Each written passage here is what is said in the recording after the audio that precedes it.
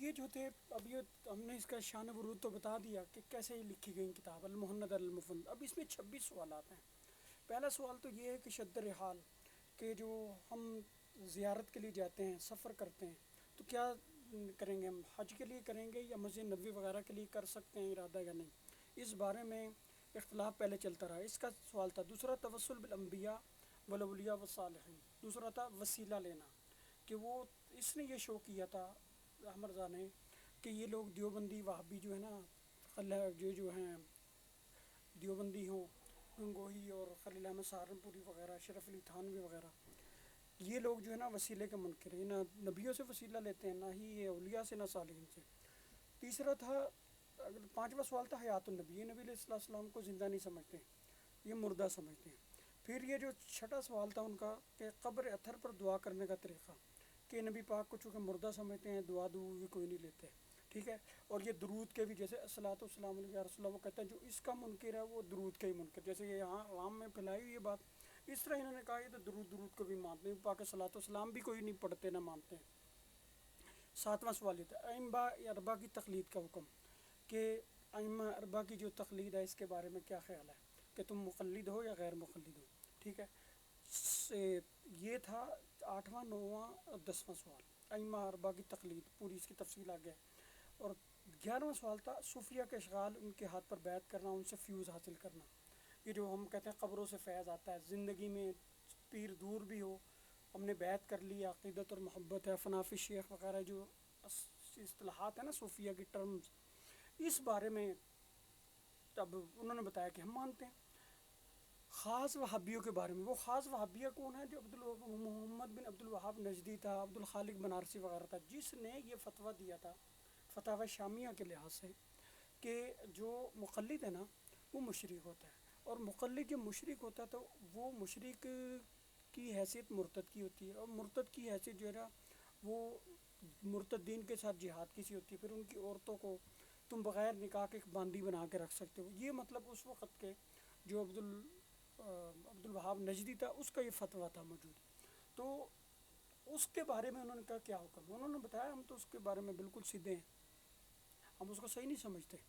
تو اب استواء آگے 13واں 14واں سوال تھا استواء علی العرش، اللہ عرش پہ جو مستوی ہے، الرحمن علی العرش استویٰ کا کیا مطلب ہے، اس کا انہوں نے مطلب بتایا۔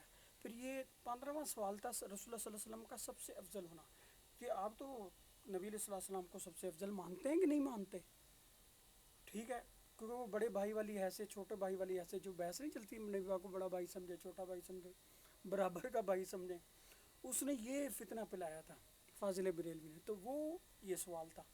یہ 16واں سوال تھا رسول اللہ صلی اللہ علیہ وسلم خاتم النبیین ہونا، وہ جو کتاب لکھی تھی انہوں نے مولانا نوتوی رحمۃ اللہ علیہ نے، کہ تحذیر الناس، اس میں انہوں نے کچھ عبارات اس طرح کی لکھی تھی کہ نبی علیہ السلام کی وفات کے بعد بھی کوئی نبی پیدا ہو جائے، نبی پیدا ہو جائے، مطلب اب وہ یہ سمجھتے ہیں، وہ عبارات ہم نے ذکر کی ہوئی ہیں اپنے مختلف ولاگ میں اور پورے پروگراموں میں مکمل ان کی بحثوں کو ذکر کیا ہوا ہے کہ نانوتوی صاحب نے کون سی عبارات استعمال کی تھی، اس فاضل بریلوی عامر رضا نے کس طرح اس کو چینج کیا، اور پھر چینج کر کے اپنے مطلب کا فتویٰ کس طرح لیا، یہ ہم پوری اس پر بحث کر چکے ہیں، اس پر تفصیل سے۔ یہ سوال اس نے کیا تھا۔ پھر 17واں سوال تھا رسول اللہ صلی اللہ علیہ وسلم کو اپنا بڑا بھائی سمجھنا، یہ جو تقویۃ الایمان میں یہ عبارت ہے، ایک حدیث کی تفصیل میں انہوں نے ذکر کیا تھا، خلیل اس نے سید احمد شہید نے اور سائے اسماعیل شہید، وہ دونوں کی طرف منسوب ہے اس طرح کی کتاب۔ تو کیونکہ کچھ حصہ وہ انہوں نے لکھا تھا سید احمد شہید نے، اور کچھ شاہ اسماعیل شہید نے لکھا تھا، تو وہ دونوں کی طرف ہی منسوب ہوتی ہے کتاب۔ تو اس میں وہ ایک حدیث کے یہ تفصیل کے بارے میں فائدہ کے طور نام سے انہوں نے کچھ عبارت لکھی تھی، اس پر سوال تھا۔ 18واں سوال تھا نبی علیہ السلام کا مخلوقات میں سب سے زیادہ علم والا ہونا، کہ نبی علیہ السلام کو تم کیا وہ جو شیطان براہین قاطع میں عبارت ہے، عبد السمیع رام پوری کچھ اور کہتا ہے، یہ کچھ اور کہتے ہیں، تو آج ہم اس کو تفصیل سے بتائیں گے۔ اور پھر کہ براہین قاطع میں جو عبارت ہے شیطان ملعون کا علم جو ہے اس سے متعلق عبارت تھی کہ براہین قاطع والے نے کیا یہ کہا کہ نبی علیہ السلام کا علم کم ہے اور شیطان کا زیادہ ہے، تو اس پہ بارے میں تھا۔ 20واں سوال تھا حفظ الایمان کی عبارت. حفظ الایمان کی عبارت وہی تھی کہ جو عام طور پہ بدنام کیا جاتا ہے اشرف تھانوی صاحب کو، کہ انہوں نے کہا کہ جتنا علم نبی علیہ الصلوۃ والسلام کو اتنا جو ہے پاگل کو جانوروں کو بھی ہے. اس طرح کی عبارت مطلب وہ ذکر کرتے ہیں، حقیقت وہ نہیں، وہ بتائیں گے ہم. 21واں سوال یہ تھا نبی علیہ الصلوۃ والسلام کی جو میلاد ہے، ولادت ہے، اس کو ذکر نہیں کرتے. جیسے دیوبندی اور اہل حدیثوں کے بارے میں آتا ہے نا کہ اس کو اس وقت یہ تو میلاد النبی کے جلسے کرتے ہیں بریلوی حضرات، جھنڈے اٹھا کر جلوس نکالتے ہیں. یہ دیوبندی اور اہل حدیث نہیں نکالتے. وہ اس دن اگر کوئی تقریر، کوئی تحریر، کوئی پروگرام کرنا ہو تو اس کو سیرت النبی کا نام دیتے ہیں، لیکن کرتے ہیں. اس میں بھی وہ کوئی ناول تو بتاتے نہیں، وہ بھی سیرت النبی کے، نبی صلی اللہ علیہ وسلم کے مختلف جو زندگی کے کردار اور فضائل ہیں وہ بیان کرتے ہیں. یہ بھی یہی کرتے ہیں، لیکن یہ اپنے طریقے سے کرتے ہیں. یہ جلسہ کرتے ہیں، جلوس نکالتے ہیں، مختلف قسم کی جو ہے جھنڈیاں پکڑتے ہیں، پکڑنے کے بعد پھر اس کو اپنا علیحدہ رنگ ڈھنگ دیتے ہیں. اب اس کو یہ شو کرتے ہیں وہ سنت ہے. بریلوی وہ اس کو سنت شو کرتے ہیں، اس کو میلاد منانا کہتے ہیں. جو دیوبندی اور اہل حدیث کرتے ہیں وہ جلسے کرتے ہیں، نبی پاک کے فضائل بیان کرتے ہیں، آپ کی سیرت کے مختلف پہلوؤں کو اجاگر کرتے ہیں، عشق نبی کے اور نبی علیہ الصلوۃ والسلام کے محاسن، فضائل بیان، مناقب بیان کرتے ہیں. اس میں نبی پاک کی سنتوں پر، عشق کے ساتھ ساتھ اتباع سنت پر، عمل شریعت پر، سنتوں کو زندہ کرنے پر زیادہ زور دیتے ہیں. وہ جو ہیں اس کو کہتے ہیں کہ وہابی ہیں. یہ تھا سوال 21واں. 22واں سوال تھا مولانا گنگوہی کی ایک عبارت تھی جس سے پتہ چلتا تھا جی نعوذ باللہ کہ یہ جو لوگ ہیں نبی اللہ کے جھوٹے ہونے کا قائل ہیں کہ اللہ تعالیٰ جھوٹ بول سکتا ہے. تو اس کا جواب تھا. پھر اس میں ایک بہتان، پھر ایک اور یہی عبارت ہے کہ یہ جو ہے 23واں سوال مولانا گنگوہی پر ایک بہتان اور اس کا جواب، تو وہی تھا. پھر 24واں بھی یہی سوال ہے کہ نبی اللہ تعالیٰ جو ہے کلام کرتا ہے. اور دو چیزیں ہیں کہ آیا امکان نظیر اور امکان قسم. امکان نظیر یہ ہوتا ہے کہ اللہ تعالیٰ جو ہے حضرت آدم بھی ایک دو اور پیدا کر دے، نبی پاک بھی خاتم النبیین، اللہ قادر ہے کہ نہیں ہے، تو اس کو کہتے ہیں امکان نظیر. اور امکان قسم کہتے ہیں کہ اللہ تعالیٰ جھوٹ بول سکتا ہے کہ نہیں بول سکتا. اس بارے میں تھا سوال. تو 25واں سوال یہ تھا کہ امکان قسم کا مطلب اہل سنت والجماعت کی کتب سے مسئلے کا حل. انہوں نے پھر جواب دیا امکان قسم کا کیا مطلب ہے. 26واں سوال تھا کہ قادیانی کے بارے میں اہل سنت والجماعت کا عقیدہ. تو اس نے یہ شو کیا تھا کہ یہ جو ختم نبوت کے چونکہ خود بھی قائل نے، ان کی جو تحذیر الناس ہے اس میں اس طرح کی عبارتیں ہیں، نبی کے بعد اگر نبی آ جائے تو نبی کی نبوت پر، خاتم النبیین ہونے پر کوئی فرق نہیں پڑے گا، لہٰذا یہ بھی ختم نبوت کے منکر ہیں اصل میں. اور جو مرزا قادیانی ہیں، مرزا غلامہ قادیانی، وہ انہی کی عبارات سے جو نا استفادہ کرنے کے بعد اور اس کی عبارات سے جو نا مرعوب اور متاثر ہو کے اس نے نبوت کا دعویٰ کر دیا ہے. تو یہ ان کو قادیانیوں کو کافر بھی نہیں کہتے، اور یہ ختم نبوت کے اسی طرح عقیدے کے بھی نہیں حامل ہیں، اور یہ ان کی جو عبارات ہیں مشکوک ہیں. اور یہ جو لوگ ہیں نا یہ ختم نبوت کے منکرین کے معاون ہیں. مسلمہ کذاب، اسود انسی جیسے مدعیان نبوت گزرے ہیں، کذاب دجال، ایسے لوگوں کو یہ پروموٹ اور سپورٹ کرتے ہیں. یہ 26 سوالات ہیں. اب ان 26 سوالات کے جب آپ جوابات سنیں گے تو کوئی اس میں ایسی بات نہیں ہے. اب پہلا جو سوال ہے، اب ہم عربی میں آ جاتے ہیں. ہم نے اردو میں آپ کو اس لیے وضاحت کر دی تاکہ پھر جو ہے ایسی بات نہ. سوال الاول والثانی، وہ کہتے ہیں ما قولکم فی شد الرحال الی زیارت سید الکائنات علیہ افضل الصلوات والتحیات وعلی آلہ وصحبہ.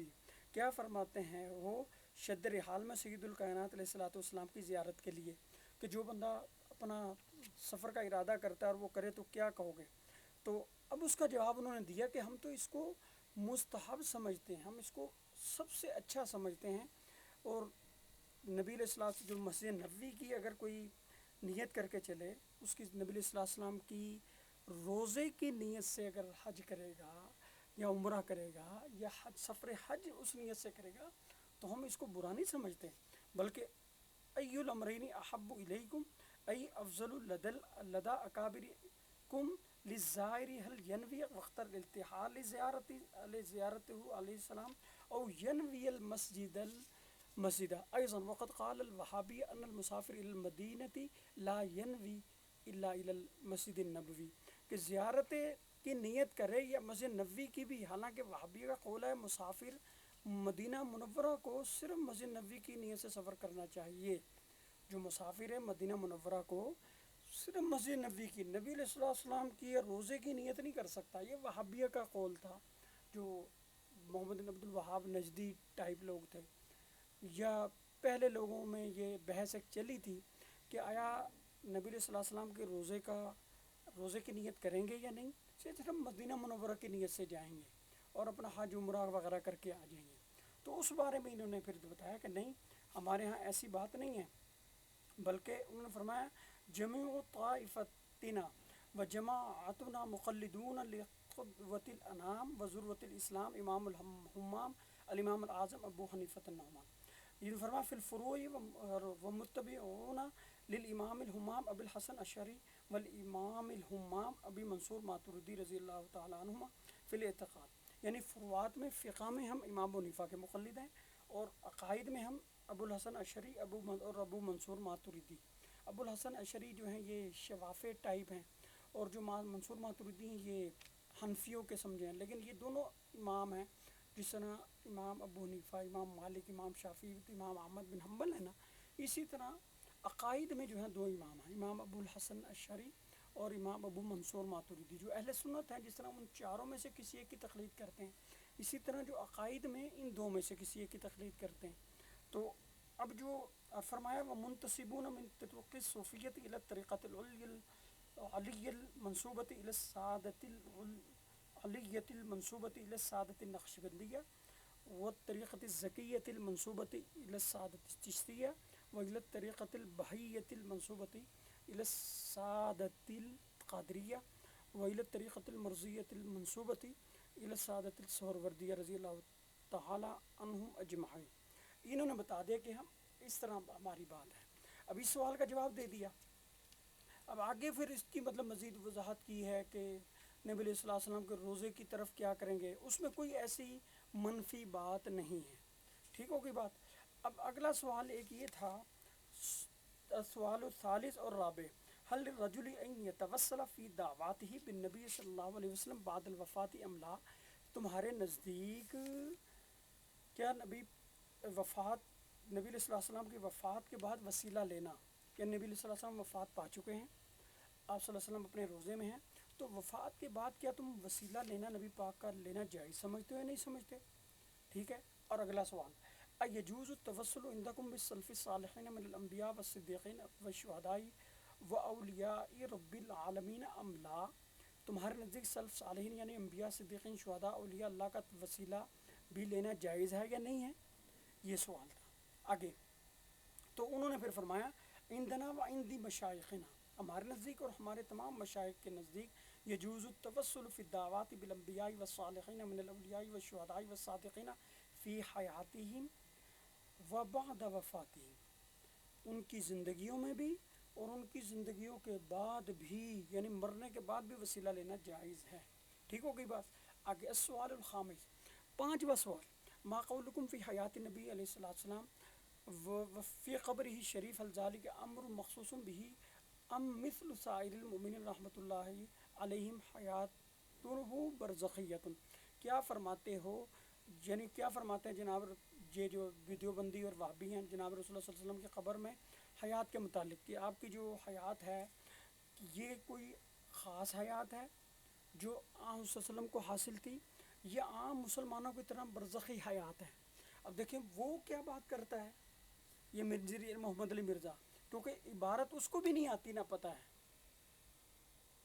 سوال ان کا کیا ہے کہ نبی علیہ الصلوۃ والسلام کی جو مرنے کے بعد وفات، کل نفس ذائقۃ الموت کے بعد نبی اور غیر نبی کی حیات میں فرق ہے یا نہیں ہے؟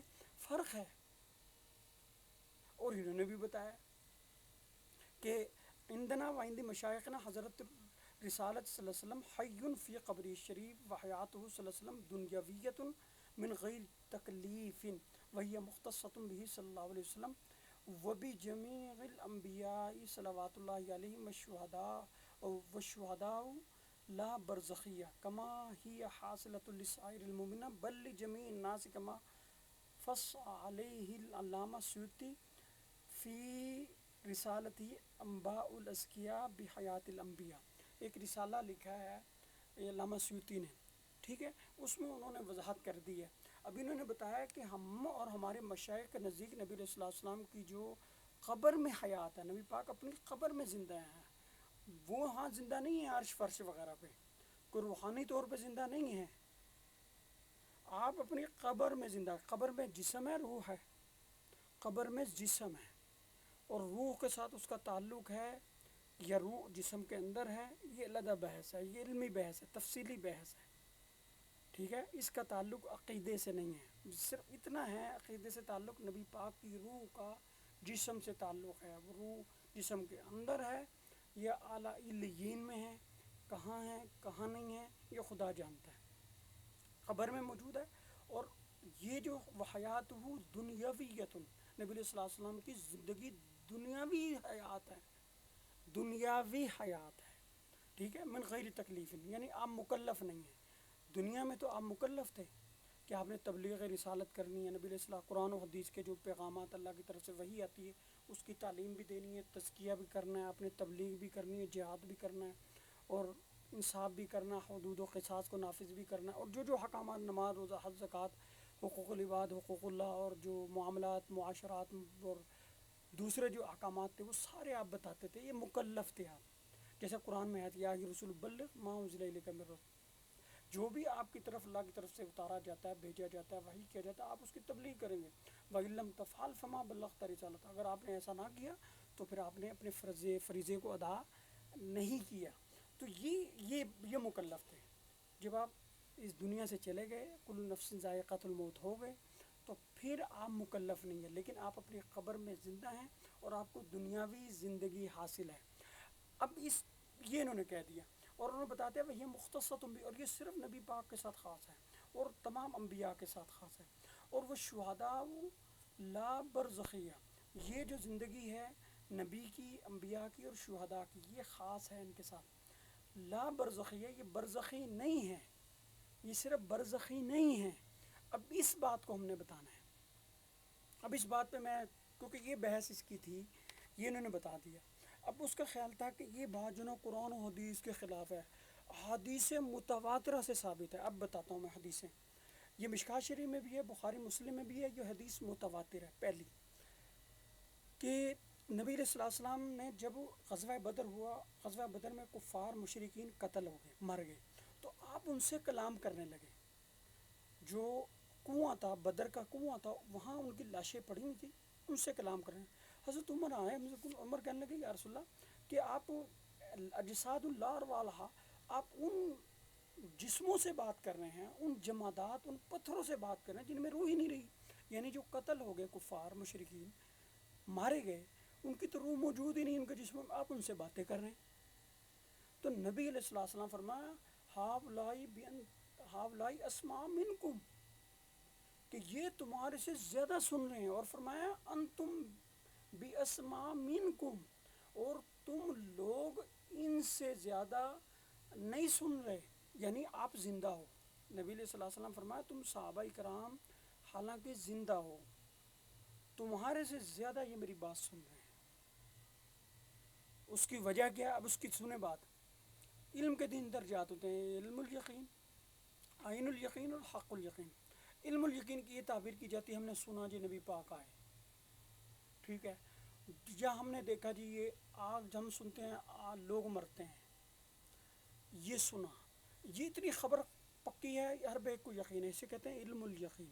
ایک ہے کہ ہم نے کسی کو اپنے سامنے مرتے ہوئے دیکھا تو ہم نے مشاہدہ بھی کر لیا، اس کو کہتے ہیں عین الیقین۔ اور ایک ہے حق الیقین، بندہ خود مر جائے گا۔ تو وہ جو کفار تھے پہلے تو نبی صلی اللہ علیہ وسلم کی نبوت کے قائل ہی نہیں تھے، اور قرآن یہ کہتا ہے کہ یہ دل ان کا کہتا تھا، جبھی تو ابو جہل چھپ چھپ کے نبی صلی اللہ علیہ وسلم کو قرآن شریف سنتا تھا۔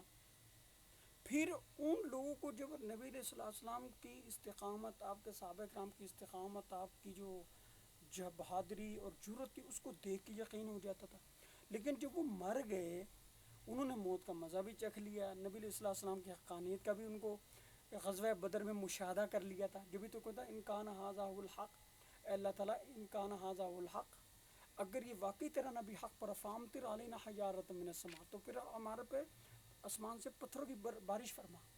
اس کا مطلب انہوں نے غزوہ بدر پہ مشاہدہ بھی کر لیا تھا، عین الیقین بھی حاصل ہو گیا تھا۔ جب یہ غزوہ بدر میں مر گئے تو ان کو حق الیقین یعنی سب سے زیادہ علمی طور پہ بھی ان کو پتہ چل گیا، قرآن میں ہے نا وَلَوْ تَرَىٰ إِذْ يَتَوَفَّى الَّذِينَ كَفَرُوا الْمَلَائِكَةُ يَضْرِبُونَ وُجُوهَهُمْ وَأَدْبَارَهُمْ وَذُوقُوا عَذَابَ الْحَرِيقِ۔ جب منافقین اور کافر مرتے ہیں تو موت کے فرشتے آتے ہیں، ان کے دبروں کو مارتے ہیں، ان کے چہروں پہ پٹائی، ان کی مطلب ان کو تشدد کرتے ہیں، ان کو عذاب دیتے ہیں۔ تو اور وذوقوا اور کہتے ہیں یہ ہے جہنم کا عذاب، اب چکھو۔ یعنی پہلے سننا تھا، پھر مشاہدہ تھا، پھر وجدان تھا، اپنا خود مزہ ہے، ان پہ خود آپ بیتی ہے۔ تو اللہ کے نبی نے کہا کہ یہ تمہارے سے زیادہ سن رہے ہیں حالانکہ کافر ہیں۔ تو کیا جب نبی فوت ہوتے ہیں، کیونکہ قرآن کی آیت ہے یہ، وَلَوْ تَرَىٰ إِذْ يَتَوَفَّى، سورہ انفال کی آیت ہے، 10ویں سپارے کی ہے، اور وہ جو ہے جو دوسری میں نے حدیث بتائی وہ حدیث متواتر ہے، جو غزوہ بدر میں نبی علیہ الصلوۃ والسلام نے کلام کیا۔ اب اس سے ہم اس کی اشارت النص اور دلالت النص سے استدلال کرتے جو کہ قطعی ہے، اس سے عقیدہ ثابت ہو جاتا ہے، عقیدہ ثابت ہو جاتا ہے کہ جب ان کفار کو مرنے کے بعد ان کا روح سے تعلق تھا تو اللہ نے نبی نے کلام کیا نا، اور وہ جب نبی پاک کا کلام سنے، نبی پاک تو دنیا میں زندہ ہیں، دنیا میں موجود تھے، صحابہ کرام دنیا میں موجود تھے، تو جب وہ ان کو دنیاوی زندگی حاصل تھی، مشرکین مکہ کو غزوہ بدر کے مرنے کے بعد، تو نبی اور شہداء کو کیوں نہیں، جن کے بارے میں تو خود قرآن نے کہا وَلَا تَقُولُوا لِمَنْ يُقْتَلُ فِي سَبِيلِ اللَّهِ أَمْوَاتٌ، کہ جو مر گئے ہیں اللہ کی راہ میں شہید ہو گئے ان کو مردہ نہ کہو، احیاء عند ربهم يرزقون، اور وہ اللہ کے ہاں زندہ ہیں، ان کو رزق دیا جاتا ہے، یعنی ان کو غذا کھلائی جاتی ہے۔ تو رزق کس کو دیا جاتا ہے؟ مردوں کو دیا جاتا ہے، اور برزخیہ والوں کو دیا جاتا ہے۔ وہ دنیا یہ جو رزق ہے، رزق اب وہ کسی بھی چیز سے ہو، یعنی کھانے کی کوئی بھی چیز ہو، پینے کی کوئی بھی چیز ہو، اللہ جنتوں میں سے دے یا اپنی طرف سے دے، کہیں سے دے، وہ کہاں ہے؟ اور پھر ایک اور مسلم شریف کی روایت ہے، یہ بھی متواتر ہے کہ فی طیر خضر، کہ وہ سبز پرندوں میں ان کی روح ڈال دی جاتی ہے جو شہداء ہیں، اور وہ جنات میں پھر رہے ہوتے ہیں پہلے، تو ان کا روح کا جسم سے تعلق ہوتا ہے نا، جبھی اللہ نے قرآن میں فرمایا وَلَا تَقُولُوا لِمَنْ، ان کو نہ کہو، اس میں کہا کہ روح کو کہو نہ کہو یا جسم کو نہ کہو، دونوں کو نہ کہو، وہاں تفریق نہیں کی۔ اور جب اب آگے آ جائیں دوسری، یہ بھی مشکات میں ہے، بخاری مسلم میں بھی، یہ بھی متواتر حدیث ہے، یہ بھی متواتر حدیث ہے کہ نبی علیہ الصلوۃ والسلام فرمایا کہ جب منکر نکیر آتے ہیں تو سوال کرتے ہیں من ربو کا، ماں دینو کا، من نبیو کا، یہ متواتر حدیث ہے۔ لیکن یہ بھی متواتر ہے کہ جب منافق اگر ہوگا، نبی علیہ السلام فرمایا اگر وہ منافق ہوگا تو پھر وہ ان فرشتوں کو ہی کہے گا یا کافر ہوگا کہ تم ہی میرے خدا ہو، وہ اتنے ڈرونے ہوں گے وہ ڈر جائے گا اور وہ کہے گا تم ہی میرے خدا ہو۔ پھر فرمایا کہ اس کو وہ لوہے کے ہتھوڑے سے اتنی زور سے ضرب لگائیں گے کہ وہ 70 گز یا 70 ہاتھ ذراع جو ہے نا وہ زمین میں دھس جائے گا، اور نبی علیہ السلام فرمایا سوائے جن اور انسانوں کے ہر مخلوق ان کی آواز سنے گی، اور اگر انسانوں اور جنوں کو ان کی شنوائی دے دی جائے کہ وہ ان کی چیخ سن لیں تو ان کے کانوں کی سماعت، ان میں قوت سماعت، قوت جو سننے کی طاقت ہے وہ ختم ہو جائے، بہرے ہو جائیں گے انسان اور جن۔ اب دیکھیں کہ جو لوہے کے ہتھوڑا مار رہے ہیں وہ کس کو مار رہے ہیں؟ جسم کو، اور وہ چیخ کون رہا ہے؟ جسم۔ اور اسی حدیث کا پہلا حصہ اگر وہ مومن ہوگا، متقی پرہیزگار ہوگا، تو پھر وہ من ربو کا، مان دینو کا، من نبیو کا جواب جب دے دے گا تو وہ فرشتے کہیں گے کہ یہ تو کھول دیے ہیں تمہارے سامنے جنت کے دروازے، تو جنت کی ان کے پاس خوشبوئیں، اس کے اثرات آئیں گے جس کو وہ محسوس کریں گے، اور پھر ان کو کہا جائے گا تم سو جاؤ، اس طرح جیسے کہ پہلی رات کی دلہن جو ہے پورے شادی بیاہ زفاف گزار کے بڑے سکون سے سوتی ہے نا، اس طرح تم سو جاؤ۔ تو جو سوتا ہے بندہ وہ مردہ ہوتا ہے، اور جب سوتا ہے اس کو سونے میں مزہ نہیں آتا، جب بندہ پوری تھکان کے بعد، پوری محنت کے بعد سوتا ہے کتنا مزہ آتا ہے سونے کا۔ تو اس کو کہا سو جو. تو یہ جو زندگی ہے یہ کون سی زندگی ہے؟ اور ان کو کہا جاتا ہے کہ یہ جو ہے تم یہ دیکھو، جنت کے دروازے کھول دی جاتے ہیں، وہاں سے مہک آتی ہے، خوشبو آتی ہے، آب و ہوا جو بھی کچھ آتا ہے جس سے وہ محظوظ ہوتے ہیں، لذت محسوس کرتے ہیں اس کی. ابھی جو لذت محسوس کر رہا ہے کون ہے؟ جسم ہے. اب یہ زندگی ہے عام مومنین کی اور منافقین کفار کی. اب اس سے ہم نکالتے ہیں دلالت النص کے طور پر کہ انبیاء کی تو اس سے اعلیٰ زندگی ہے نا مرتبے کے لحاظ سے. اب ہم تخصیص کیوں کرتے ہیں؟ اب سوال اس میں پیدا، میں نے بتایا بدر کے کفار کے بارے میں، ان کی زندگی تو برزخی ہے. اس طرح عام مسلمانوں کی زندگی بھی برزخی ہے، جو منافقین ہیں ان کی بھی زندگی برزخی ہے. تو اب ان کو جو زندگی حاصل ہے نبیوں کی تو ان سے خاص ہے، اس میں تخصیص کیا ہے؟ اب ہم خاص کی طرف آ جاتے ہیں. حدیث معراج یہ بھی متواتر ہے، قطعی حدیث ہے. نبی علیہ السلام جب گئے تو آپ زندہ تھے نا، جب مسجد حرام سے بیت المقدس گئے تو وہاں کن سے ملے؟ نبیوں سے. اور پھر آپ وہاں سے گئے پہلے آسمان پہ، دوسرے، چوتھے، پانچویں، چھٹے، ساتویں، سارے نبیوں سے ملے. اب وہ نبی مل رہے ہیں آپ کو رستوں میں بھی. رأیت موسیٰ قائما یصلی فی قبرہ، کہ حضرت موسیٰ کو دیکھا وہ اپنی قبر میں کھڑے ہوئے نماز پڑھ رہے ہیں. وہ عرش فرش پہ نہیں، روحانی طور پہ نہیں، برزخی نہیں ہے. رأیت موسیٰ، میں نے موسیٰ کو دیکھا قائما. یہ روح کھڑی ہوتی ہے، روح بیٹھی ہوتی ہے، روح سو رہی ہوتی ہے. کون چیز سو رہی ہوتی ہے؟ یہ کھڑا کیا تھا موسیٰ علیہ السلام کا جسد، وہ روح کے بغیر تھا. اب روح یا تو بیچ میں تھی یا اعلیٰ علیین سے اس کا تعلق تھا. یہ علیحدہ بحث ہے، جزوی بحث ہے. ہم عقیدے کی بحث کریں جو قطعی ہے، جس میں کوئی ابہام نہیں ہے. رأیت موسیٰ قائما یصلی فی قبرہ، میں موسیٰ سے ملا، دیکھا آپ اپنی قبر میں کھڑے ہوئے نماز پڑھ رہے ہیں.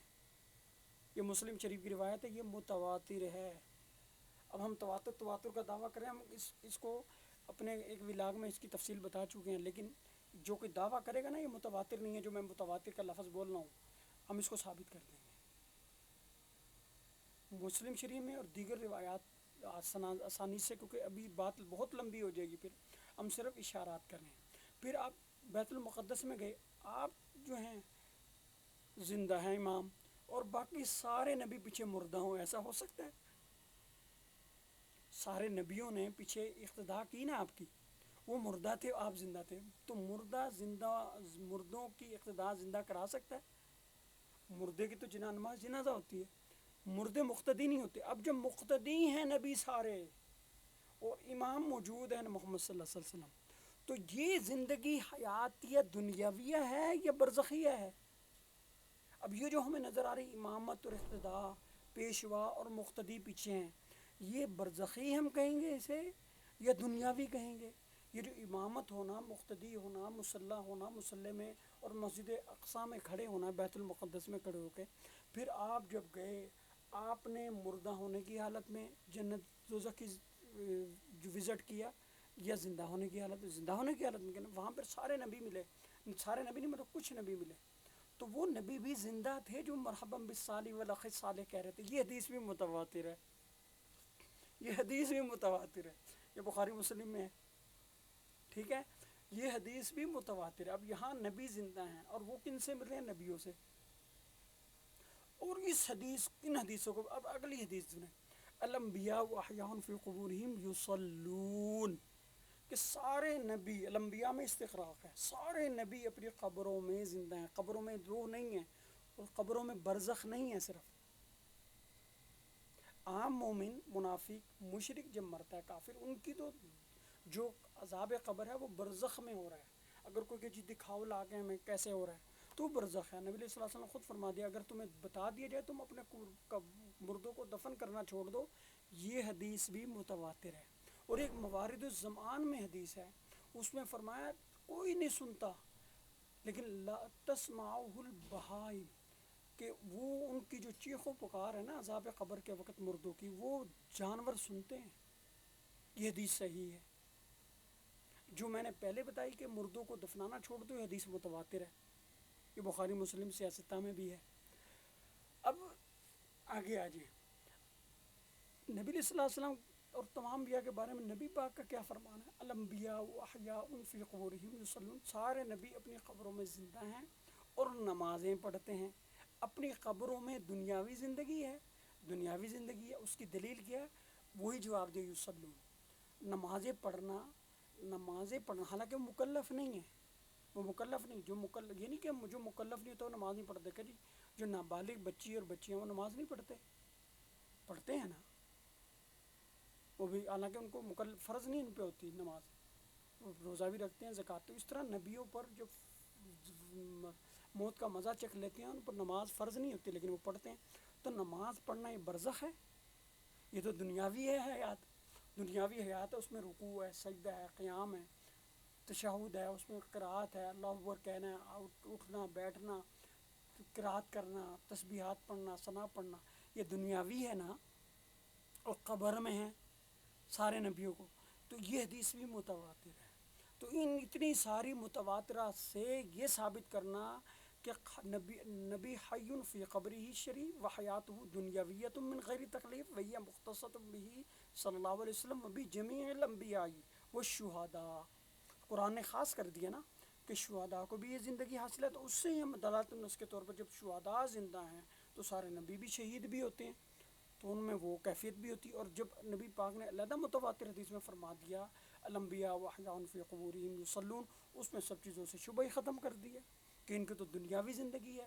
اور اگلا فرق، سارے لوگوں کی، عام مسلمانوں کی جو زندگی ہے، سماع ہونا ہے کہ وہ سنتے نہیں سنتے، یہ اختلافی ہے کہ حضرت عائشہ جیسے فرماتے ہیں جو بندہ کہ جی مردے سنتے ہیں وہ جھوٹا ہے، اس طرح کچھ صحابہ کرام کو کچھ اس طرح کے فتاویٰ آراء موجود ہیں، لیکن صحیح طور پہ جو ثابت ہے وہ یہی ہے سارے مردے سنتے ہیں، یہ متواتر حدیث سے، جیسے اللہ بخاری مسلم میں العبد اذا وضع فی قبرہ لا یسمع قرآن علیم، اور اس میں لا یسمع خفقان علیم، اور ایک میں المیت اذا وضع المیت فی قبرہ اذا وضع العبد فی قبرہ، یہ یہاں بھی استغراق ہے، کوئی بھی میت مرتی ہے اپنی قبر میں، جب وہ مردے کو دفنا کے وہ جاتے ہیں تو لیسمع قرآن علیم، تو ان کی پیروں کی کھٹکھٹاہٹ کو وہ سنتا ہے، پیروں کی کھٹکھٹاہٹ جب بندہ چلتا ہے قبر پہ۔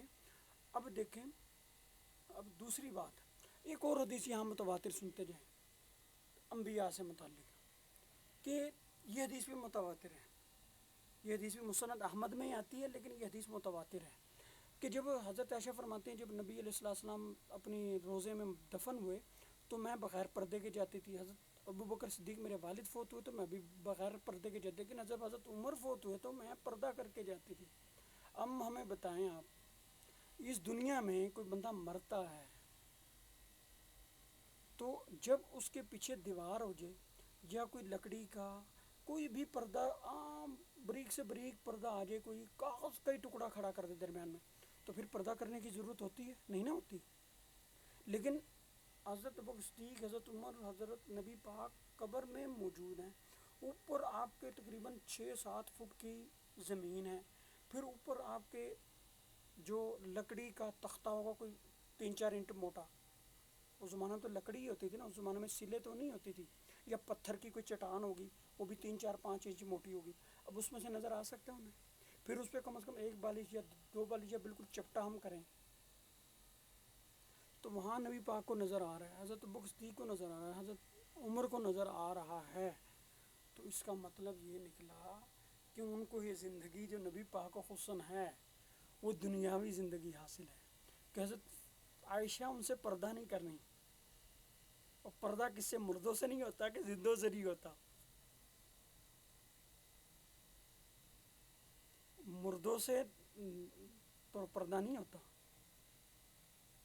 تو اس کا مطلب نبی علیہ السلام کو وہ ایسے ہی سمجھ نہیں جیسے زندہ تھے، بلکہ اس سے بھی زیادہ ان کو تقویت حاصل تھی۔ پہلے تو آپ اگر دیوار کے پیچھے ہوتے، چٹان کے پیچھے ہوتے، سلیب کے پیچھے ہوتے، کسی لکڑی کی کسی بڑی پھٹی کے پیچھے ہوتے تھے تو آپ کو پردہ کرنے کی ضرورت نہیں ہوتی، بلکہ اس کو چھوڑیں آپ، جو اتنا کپڑے کا جو 2-3 سینٹی میٹر بھی نہیں موٹا ہوتا کپڑا، وہ بھی اگر منہ پہ ڈالا ہوتا تھا تو پھر بھی پردہ نبی نے ڈالا ہوتا تھا یا انہوں نے ڈالا، درمیان میں پردہ ہوتا تھا تو اس میں بھی پردہ کرنے کی ضرورت، لیکن جب وہ فوت ہو گئے تو وہ مٹی کے اندر سے بھی دیکھ رہے ہیں चट्टान और जो सील है या चपटी है या लकड़ की जो पूरा तख्ता है वो रखा हुआ, उस पर अगर मिट्टी एक बालिश या कुछ इंच पड़ी हुई है उसमें से भी वो देख रहे हैं, तो उनकी दुनियावी ज़िंदगी, और वो किससे देख रहे हैं? अपने जिस्म और आँखों से।